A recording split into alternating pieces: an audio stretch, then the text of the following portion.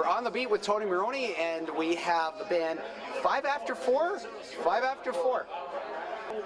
You guys are all well-known session players. How did this whole thing come about from just the days of playing, or like how did this all conceive together? Well, this is his brainchild many years ago, and I'm happy to be in the latest version of it. So the band is playing in various clubs right now. What is the theme that you're trying to do here? You're trying to bring out this kind of music to expose it?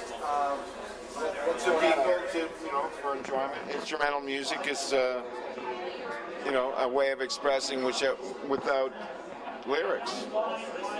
And you guys have recorded recently? Yes, we have. Yeah. Yes.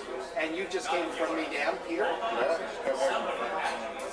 And used to have actually played together for quite a while. Matt, I met Matt in 1985. Started playing with him then. Johnny I've been playing with since even before that. 1980, easily. And I played in Johnny's group, Pan Logo, back then. And we're big Frank Zappa fans, not to mention everything else. And Peter and I knew Peter since we were children. So he was doing all the Motown West stuff out of Los Angeles when he was like 21 years old. Of course, he was Anne Murray's musical director and did a whole bunch of horn work on the Grammy-winning Rick James album, Super Freak, back in the day. And he's still active that way as an arranger, a composer, and writer. These two young men play with Soul Stew, which is a great local 70s band. Johnny plays with Holly Cole as well, and is probably the #1 call for shows and sessions, as Peter is probably the most recorded bass player. I'm available. So yeah, and Matt and I are, we're the sluggers, we play and sometimes we get some dates too and record, but this is a fun band for us, and I think it just works and fits really good together. There's a wonderful chemistry between all of us. It's a vehicle for Vito to write, and we write. Yeah, absolutely. We go write, and, Yeah, well, between your two playing, actually. Vito's a very fantastic writer. It almost sounds like you're playing piano along with them when you're drumming. It's very unique there. Nice observation. Matt was saying observation. Sounds like first word. You're from Ottawa originally. You moved here in '83? Yeah, 82. Okay. And you're a Berkeley student. I went to Berkeley for 3 years, yeah. I didn't, Studied with the great Ray Santisi. Easy, among other wonderful teachers at that time. Some still with us. And Vito, some of the bands you previously played with, I know you played with Gino Vanelli recently. Well, I was not recently. But. Well, no, in 1990. That's I was rehearsing. I was rehearsing with Gino, but I opted not to do the tour after the first week of rehearsals for personal reasons, just between him and I.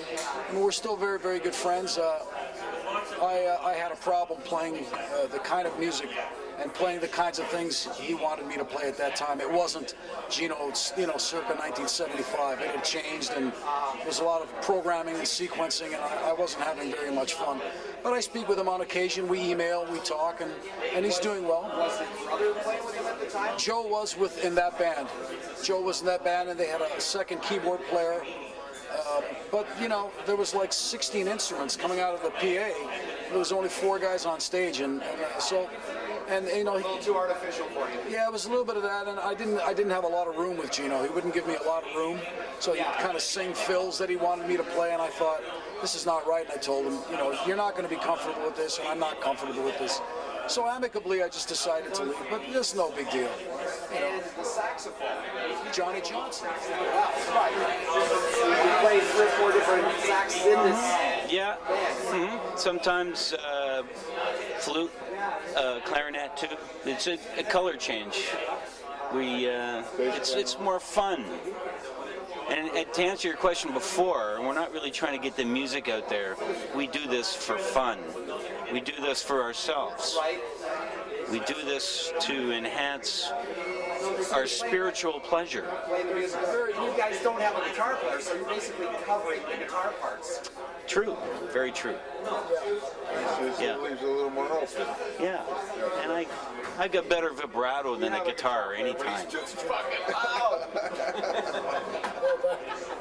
And Peter, you've been playing that same bass for how many years?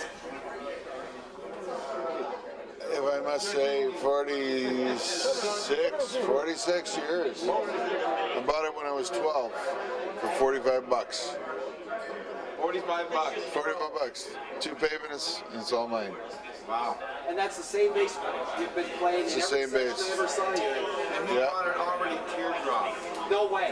Teardrop, yeah. Pre-teardrop. Yeah. He did not teardrop. Bought it from a disgruntled employee at Larry Sykes. Did not know that. He bought it from a disgruntled employee. He got fired. He got ripped off, and he took 2 basses, and I just happened to buy one of them. Yeah, so What was that other bass that was shaped like that? Was that Vox. the box? Yeah, the Vox. I don't think anybody ever played them, except for is it the Yardbirds? Yeah. Yeah. Good call. Who was the bass player? I don't know. Jimmy Page. Mickey, somebody or other. Some British guy. And a bunch of Jeff Beck all playing guitar, but nobody knows the bass player. Hey, I used to play guitar too. For about 6 months. And accordion too. Accordion. That's right. Well, you know, it's kind of like a law. If you're As Jeff Italian, says, you it got to says, play accordion. You'll never starve. Playing accordion. Well, Peter, now you have a record company that you also... I do. You just came from me down. Came from France. What is the new thing that's going on there? I mean, I heard that people are just walking around going, what do we do? Record companies. They've been doing that for a few years now. Okay. It's like, you know, the model hasn't settled. We don't know what the new model is, you know, because nobody's really, Buying records. yeah, nobody's buying. And, you know, the digital thing isn't really what everybody thinks it is. It's not really a sustainable thing, you know. Was there anything in it that impressed you there? Yeah, I heard this year they had something new on the first day called MeetMNet, which has to do with, you know, internet and digital and that. And the CMO, Chief Marketing Officer from Kodak was speaking. And I'm telling you, this guy was just amazing. You know, he's a marketing guy, so he's yakety. But this guy's a real visionary, you know. What used to take 6 years to develop, to market, to, you know, test and all that, and it used to take 6 years from that beginning to market. Now it's 6 months.